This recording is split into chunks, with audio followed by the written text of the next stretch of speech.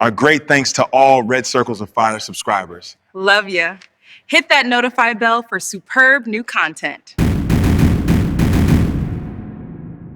Chapter 14. The Headaches. The regency of High Lord Ko-Toure and the disappearance of the monarch only further riled the already restless realm.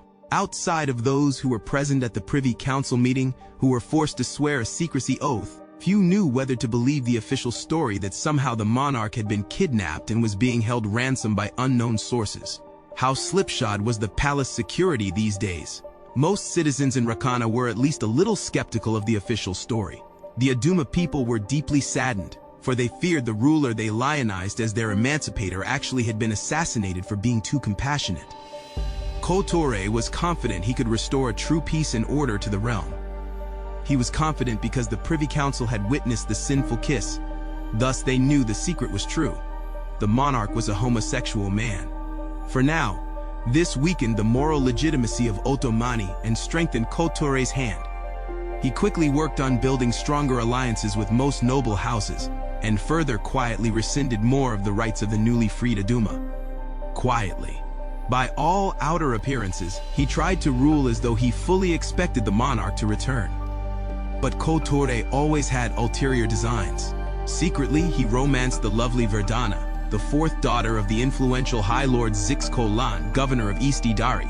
Certainly Ko-Toure was enchanted by this woman young enough to be his daughter. More importantly, his betrothal to this young noblewoman would cement an alliance between the powerful houses of Ko-Toure and Ko-Toure, and it would provide matchless support for Ko-Toure's longtime regency, just in case Oto-Mani the 33rd happened to be found dead, just like his older brother.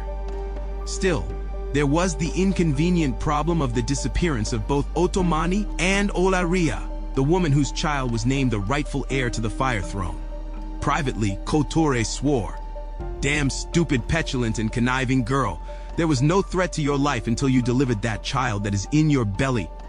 The official story was that she was also kidnapped, which the people believed even less than the story about the kidnapped monarch.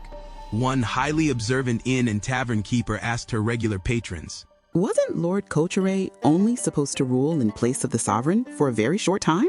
A patron shrugged.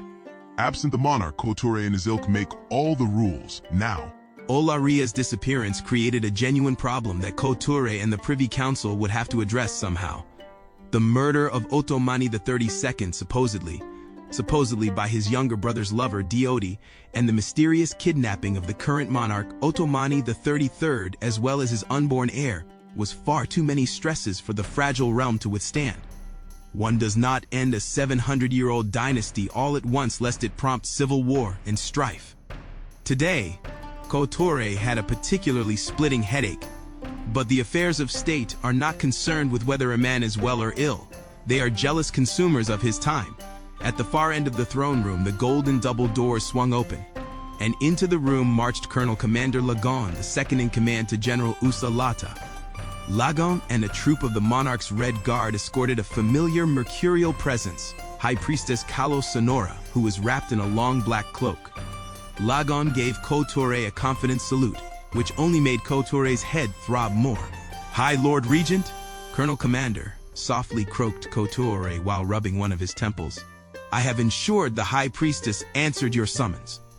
"You mean you have taken me into custody, you impudent, bald mud dipper?" haughtily snapped Kalla-Sonora while snatching her arm out of his grasp. But sensing Ko-Toure was not feeling well, her mood instantly changed as she grinned gleefully. "Lord Regent, are you not feeling very well?" Her small headache magic spell had worked. "High Priestess, that is no concern of yours. I demand to know where the Lady Olaria, the monarch, and the steward have been." Ko-Toure paused to measure his words. "Kidnapped too? My sources inform me that you know of their location." "Oh, Lord Regent, do you seriously think the people are fooled by the story that the monarch and his party were kidnapped after his lover was charged with murdering his brother? Make that make sense. More likely, our blessed sovereign and his party feared for their lives after he disclosed the truth due to the fabricated incrimination of his beloved." "Damn it, High Priestess. Keep speaking such untruths, and I will charge you with high treason. Woman, I refuse to play games with you. Tell me where they are, or you and your sisterhood will suffer terribly." "My lord, It would be unfortunate for you to harm me or my sisterhood in such sensitive times when the people already are distrustful of those in power. The ponderous meaning of her words was not lost on Ko-Toure, partly because she was right. Why do you and the sisterhood defy the divine will of this throne, when the brotherhood has been nothing but compliant? Kalla-Sonora shrugged. They must be choosing to serve something other than the righteous will of God. A few of the Red Guard soldiers were very tempted to chuckle. They dared not. Ko-Toure sniped. Fortunate for you, the royal lady Odo Kimwa remains your royal patron, and I do not want to upset the much-beloved mother of the monarch at such an emotional time for her. Possibly the loss of a second son and her grandchild. But I cannot and will not wait much longer. Colonel Commander, confine her to her quarters. In reality, Ko-Toure knew precisely where Oto-Mani and his party had escaped to. But for deep-seated reasons, he dared not reveal this knowledge to anyone, most especially General Usalata. Yes, Lord Regent. The Colonel Commander motioned for the High Priestess to walk in front of him. She harumphed, and he and the soldiers escorted her out of the entrance. The party halted, stood aside, and dramatically saluted General Usalata, their supreme commander. He waved a dismissive hand at them while rapidly entering the room, not bothering to properly salute. Lord Regent, General. What I most feared has come to pass, adjusting his sword and sash. And what is that? Ko-Toure said impassively, still feeling a stabbing pain in his head. Westidari has once again conducted provocative military maneuvers along our northwestern border, in defiance of the treaty with the monarch. General, now is not the time for a civil war. Can't we just pacify Lord Ko-Toure with something? Milord, he is not just challenging your regency, but there is a rumor that he might be harboring our sovereign. Because Usalata so detested the royal house of Otokanza, he did not at all regret the disappearance of the monarch and his party. He actually took pleasure in the prospect that Diodi, who spurned his sexual advances many years ago, was charged with murdering Oto-Mani the 32nd. But he was privately suspicious of Ko-Toure's explanation that he, as regent, was ignorant of the whereabouts of the monarch and his party. Nonetheless, the general also hid behind the fabricated kidnap story. Usalata continued. Besides, Ko-Toure and House Fontepi remain the lone holdouts among the noble houses in swearing loyalty to your regency. All others are appreciative of you granting the provinces greater discretion. Lord Ko-Toure is a mere few days away from declaring independence. He thinks he can take advantage of the relative chaos. Opportunistic bastard. So, what do you propose, General? Ko-Toure was wearier than words could convey. Allow me to take a few elite battalions of Red Guards to finally suppress their rebellion. Then, and only then, will peace be restored to the realm, most especially if we retrieve our sovereign. Both Ko-Toure and Usalata knew the last claim was mere court artifice.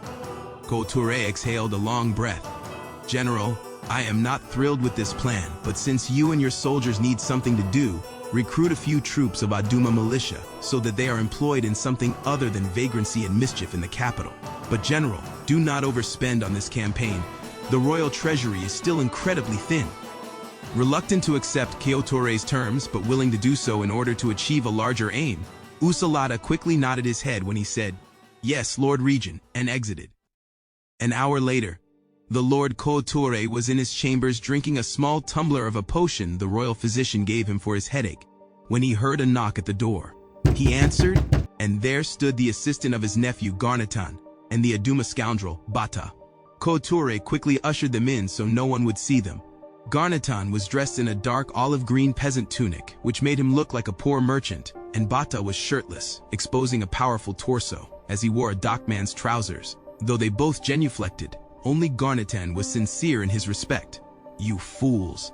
You were supposed to meet with my nephew, Sir Noduro, not me. We should not be seen together." "We are most sorry, High Lord Regent," Garnatan apologized. "We confused the source of our pay with the source of our instructions. Would you rather we go and speak to your nephew?" "No, that is just wasting time. Do you understand what is required of you for this mission?" "Yes, my lord. But are we actually embarking from the docks of Awa with a troop of men who can lead us to a port on the bay of the... Garnatan stuttered out of fear. "If you do not believe you are up to the task, and the enormous amount of gold I am paying you, I will find someone else who is.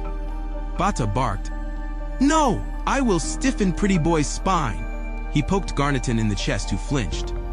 "I don't care a rat's ass where this mission is. I'm going." With his headache finally subsiding, Ko-Toure said, "Good." A few days' ride by express horses, and Bata and Garneton met the promised troop of men on the docks of a southwestern Awa port.